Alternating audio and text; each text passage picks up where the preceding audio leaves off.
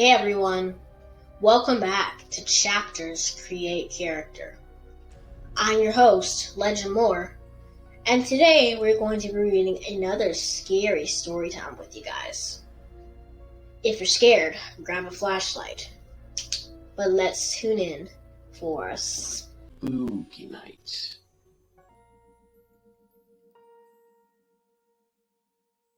Chapter 23.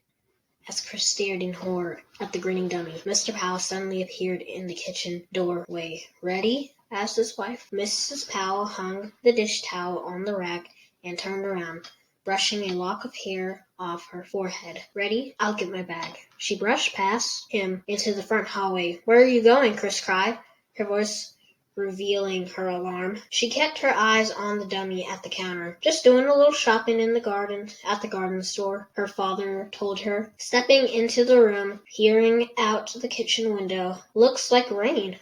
"Don't go," Chris pleaded. "Huh?" He turned toward her. "Don't go, please," Chris cried, but her father's eyes landed on the dummy.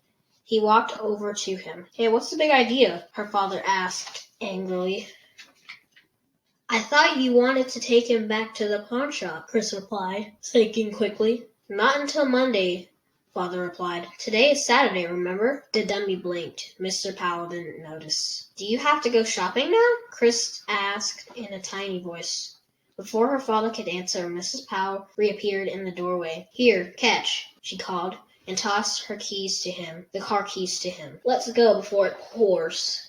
Mr. Powell started to the door. "Why don't you want us to go?" he asked. The dummy, Chris startled, but she knew it was hopeless. They'd never listen. They'd never believe her.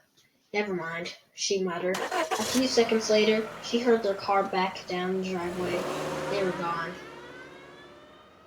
And she was alone in the kitchen with the grinning dummy. Mr. Wood turned toward her slowly, swiveling the tall counter stool. His big eyes shocked angrily on Chris. "I warned you," he rasped. Barky came trotting into the kitchen, his toenails clicking loudly on the linoleum. He sniffed the floor as he ran, searching for breakfast scraps someone might have dropped.